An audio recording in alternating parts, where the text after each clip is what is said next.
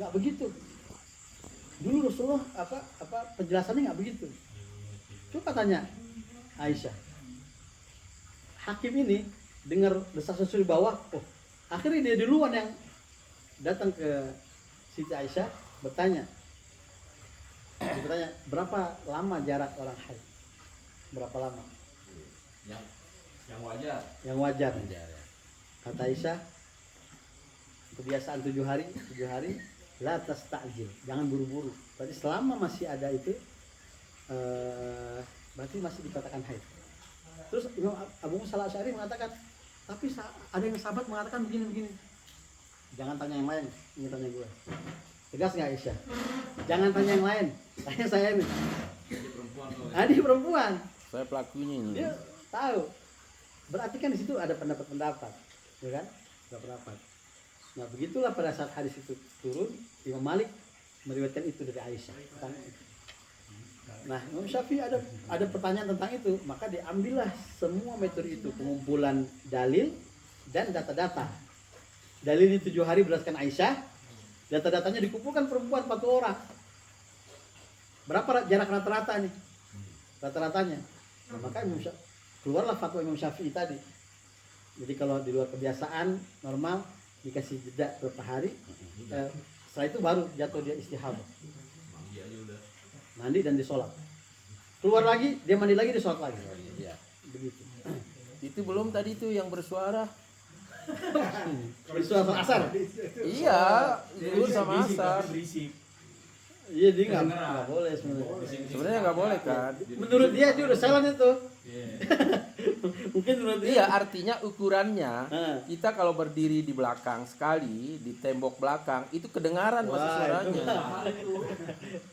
Maksud kebalikannya, kalau kita sholat maghrib sendiri misalnya, kita nggak cukup keras bersuara atau bahkan nggak bersuara, Boleh. Artinya tidak boleh tadi ya? Iya, tegur imamnya. Nah sekarang Udah nggak bakalan mau jadi imam. karena ngebahas mazhab, kita kembali ke bahasan yang awal. Itu sufi sama orang tasawuf, mazhabnya apa?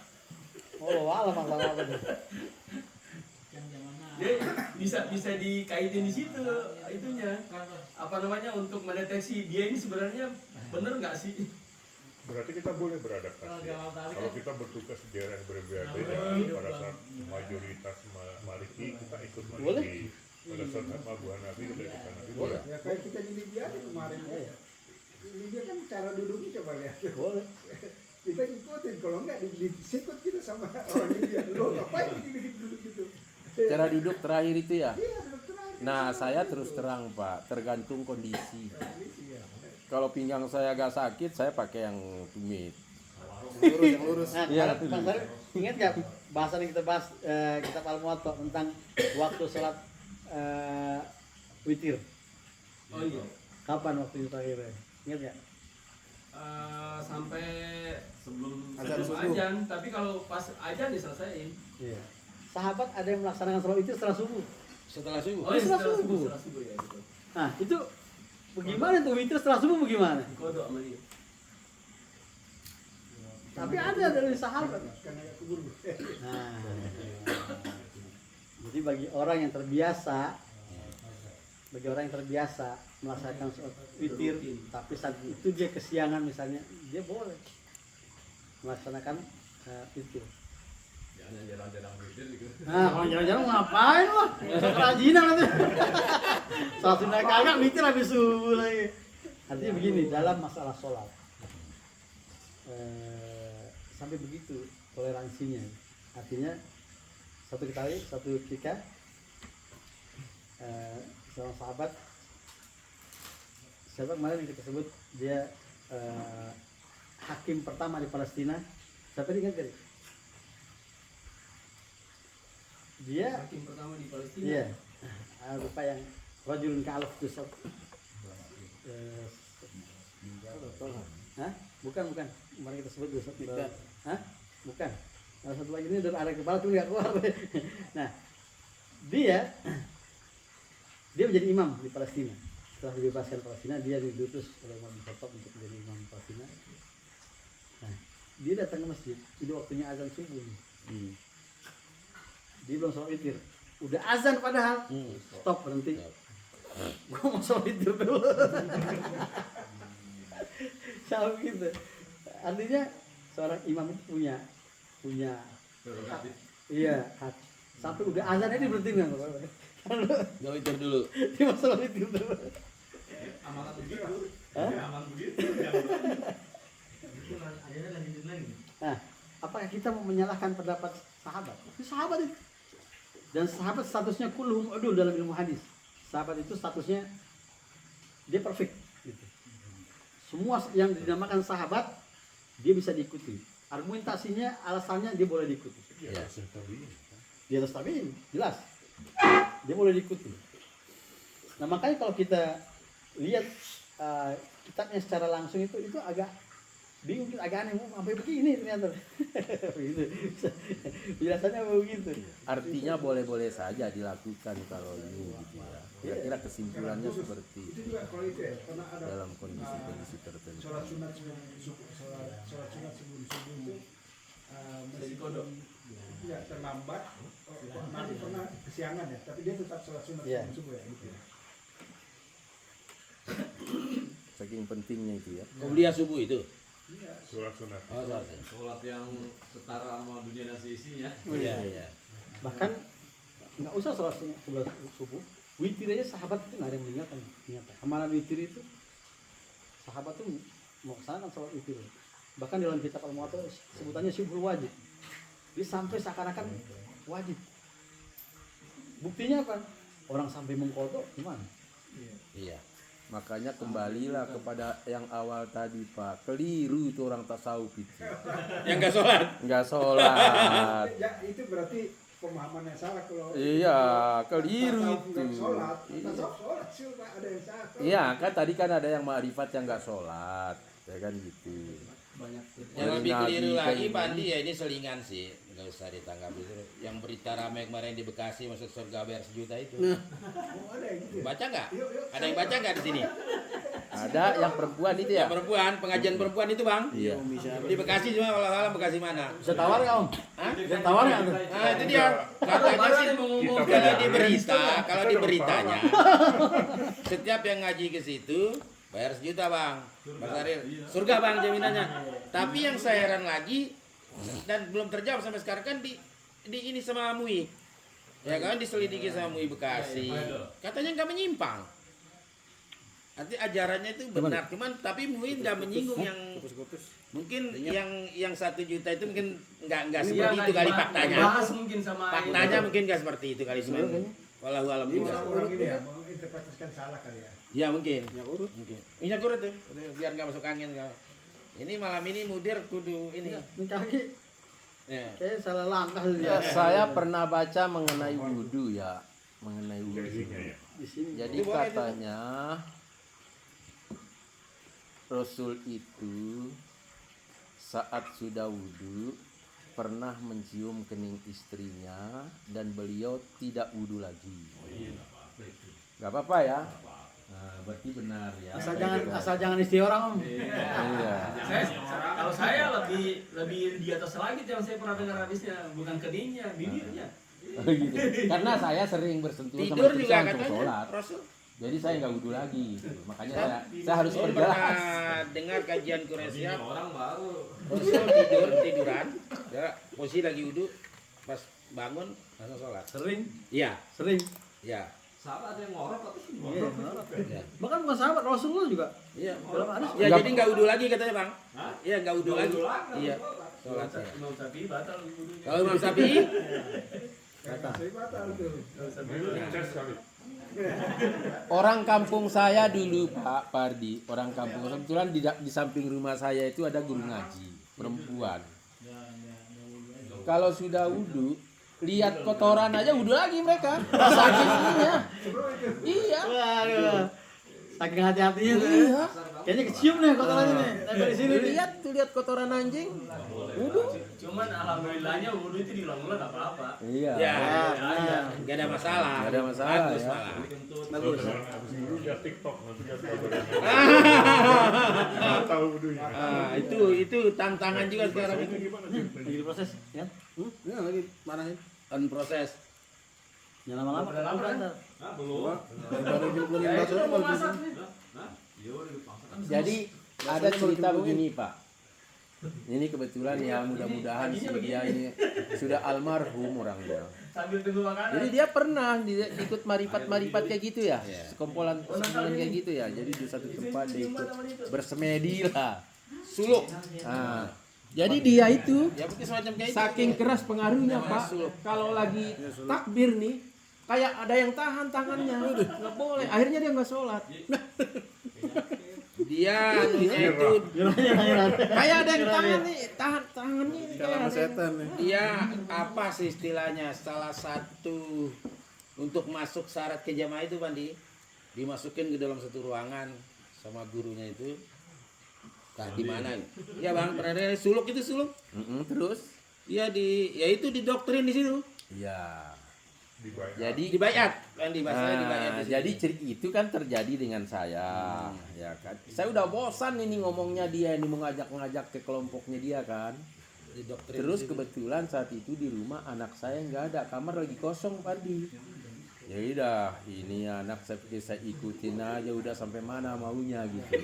Jadi saya duduk begini Pak, lampu dimatiin, ya udah lu kerjain apa yang lu mau kerjain gitu kan.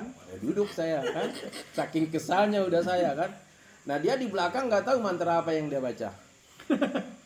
Terakhir Pak, dia lari sendiri keluar. Napasnya terengah-engah, dia lihat sesuatu yang besar, ya kan? Begitu dia keluar, akhirnya saya keluar juga. Tinggian ilmu gua kan, saya bilang sama lu. Terus dia bilang apa? Bang? Iya benar lu. Terus dia bilang apa? Iya. Hah? Terus dia bilang Ya, apa? hormat guru. Anunya, napasnya. Kata dia, Om, kirain cupu. Gak taunya suhu deh. Tapi nggak berburu akhirnya, nggak berburu. Enggak.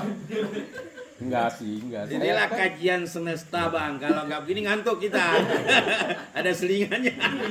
Tapi ya mudah-mudahan husnul khotimah aja barusan Tapi dia meninggal. Barusan meninggal. Itu yang Om cerita dulu.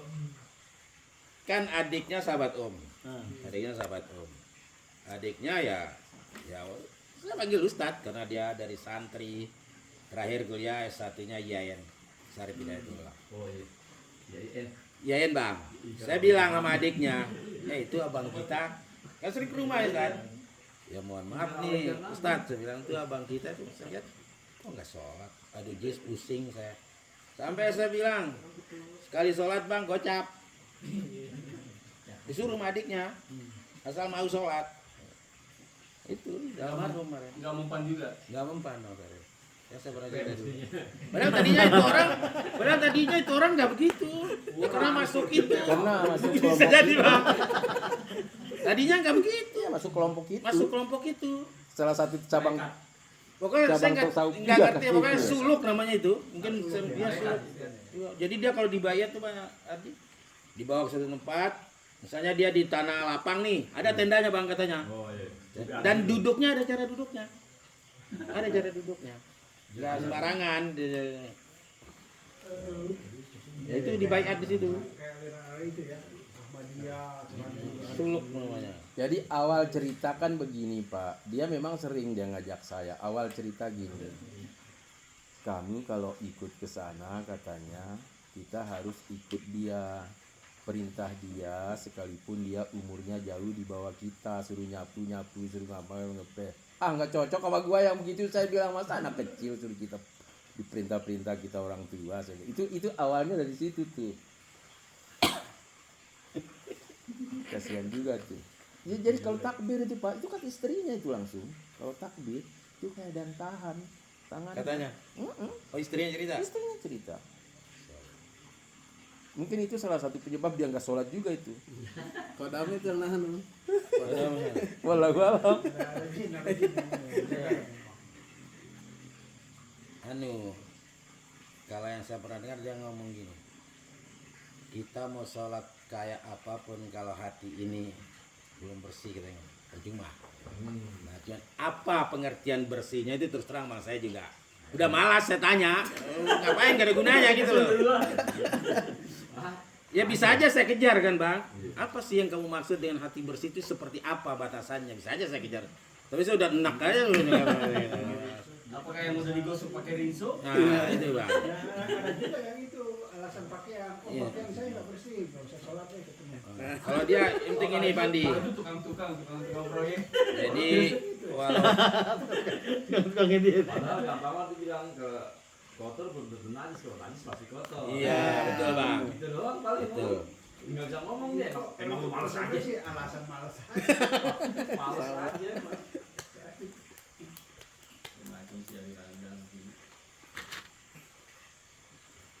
Ada juga ini bahasa saya pernah dengar di ceramah waktu Ramadan waktu di salah satu masjid ya. Itu kan waktu itu ada anggapan-anggapan apa yang dia lagi ramai itu yang tidak mau mengikuti masa kalau di zaman itu beberapa tahun lalu. Hidup apa sih? Jadi ceramahnya bilang kayak gitu. Lu yang sok pintar deh. Emang masa itu si Imam Nawawi itu tidak mengeluarkan fatwa mengeluarkan fatwa sembarang. Dia udah mengkaji loh. Kayak gitu nggak sembarang fatwa yang dikeluarin kalau bisa keluar kayak gitu. Gitu.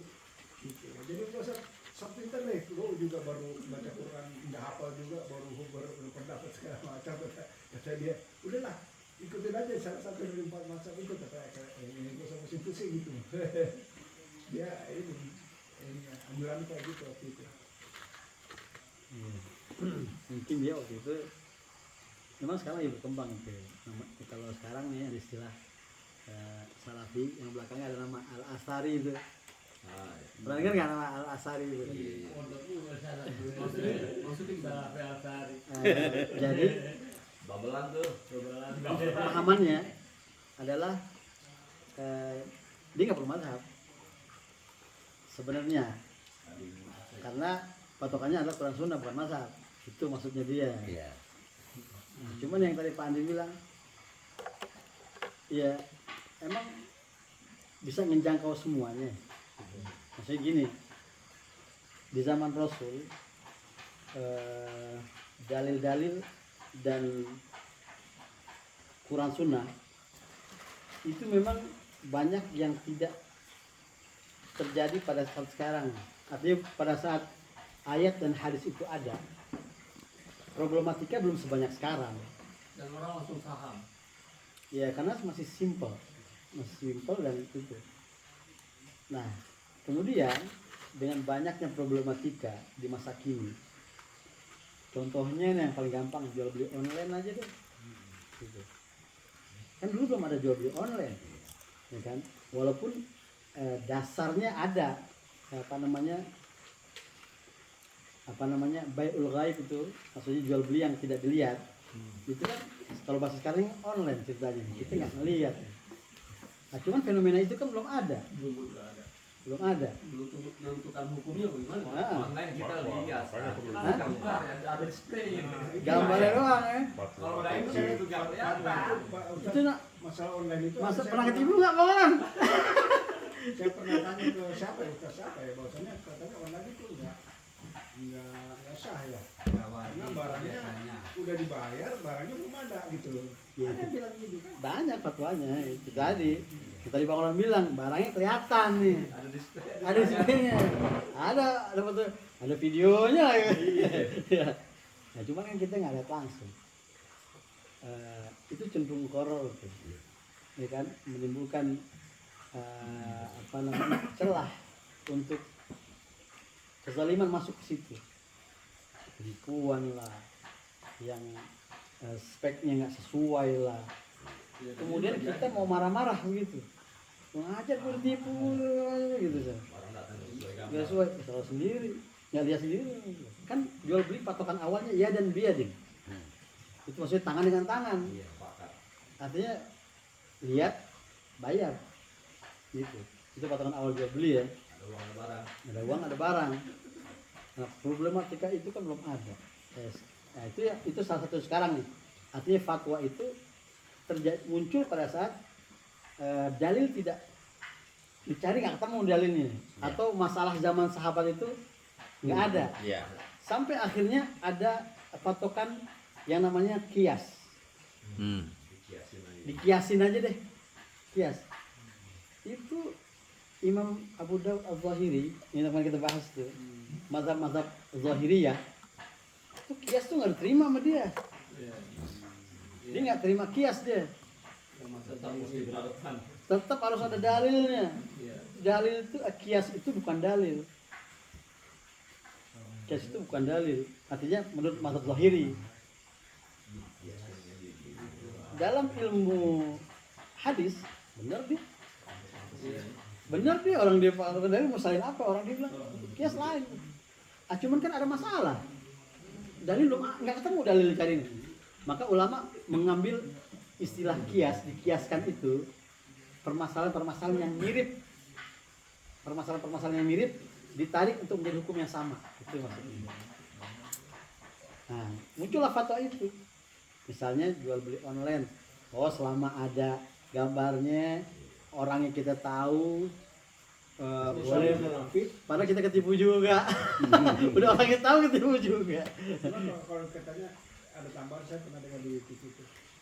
Lihat juga perusahaannya lah, kalau memang perusahaan yang terpercaya, terus kemudian punya nama baik segala macam, Tokopedia misalnya segala macam itu berarti negara unsur negara buat itu kurang. Ditambahin kan bintangnya 5, pembelinya berapa? Minimal official lah. Nah, pertanyaan berikutnya adalah turunan berikutnya dari mazhab kan biasanya fatwa-fatwa kontemporer, kemudian fikih-fikih. Nah, sekarang boleh nggak kita memutuskan untuk tidak mengikuti fatwa yang ada di tempat kita berada? Boleh. Fatwa. Boleh nggak diikuti? Boleh. Artinya kita mengambil fatwa atau mengambil pendapat yang lain kan. Ya. Nggak mungkin kita nggak ngambil pendapat sama sekali. Iya. Misalnya, gue lebih cocok fatwa yang dikeluarin ulama di Malaysia.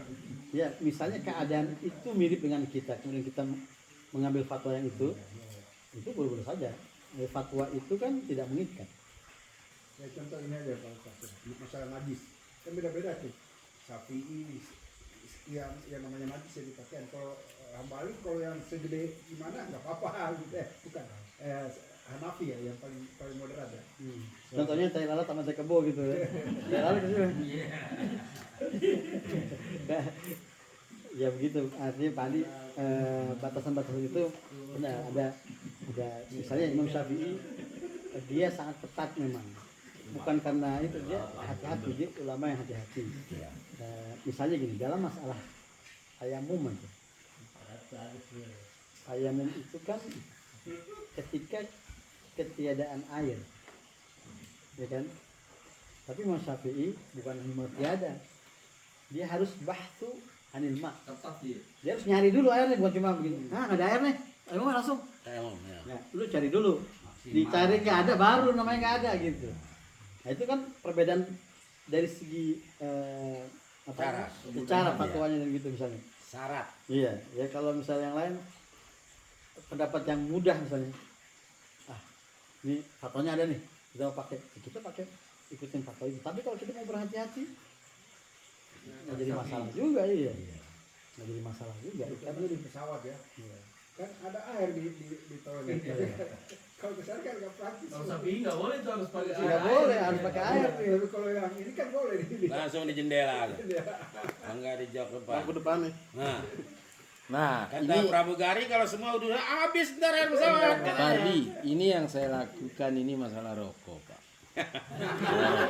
Ntar gue habisin dulu. Jadi kalau saya ngumpul sama orang-orang salaf di Sumbawa itu saya nggak merokok di depan mereka. Karena memang haram hukumnya. Dasarnya mereka sih simpel aja karena rokok itu membahayakan sehingga diharamkan oleh mereka. Ya. Ya, lebih besar. Jadi saya mengambil keputusan, Pak, tidak merokok di hadapan mereka kalau lagi ngumpul. Pertama untuk menghormati, yang kedua kalau saya merokok mereka mengganggu kan. Tapi saya tidak memakai itu gitu loh. Di luar itu saya merokok. Itu kan baru tetangga. Istri saya mengharapkan rokok. Jelas-jelas. Makanya ada ruang khusus di belakang itu ya. Smoking areanya ada di Smoking area. Nggak usah jauh-jauh. Tapi kalau dengan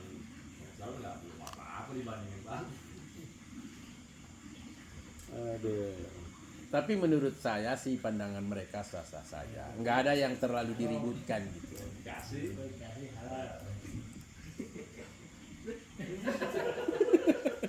Asal jangan Sekarang itu. bahasa ini Orang bisa lain. membahayakan. Nah itu. Kalau ke diri sendiri mengharapkan ya udah silakan betul maksain itu mau harap loh gitu lah itu yang penting nggak boleh ya. Iya. Mengarang apa yang nggak diharapkan sama. Hukumnya vegetarian gimana?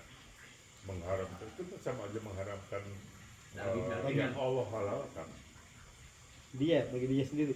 Iya, kalau kita menjadi vegetarian tuh hukumnya gimana? Nggak jadi masalah kan emang kalau ada Pilihan kebaikan buat sih. ya kitanya misalnya Kalau kuat ya. ya Tergantung niat ya. itu nggak jadi masalah, itu bukan hukum ibadah ya. Sepanjang bermanfaat bagi tubuh ya. Ya, istilahnya Nabi dulu lebih tahu lah. Terapi. Dunia tuh. Bukan cuma itu, Nabi pernah disalahin sama sahabat Ya gitu. Oh iya. masalah nanam kurma. Nah, kok mau gitu. Iya, Sari. iya begitu. Bukan begitu kata Nabi harus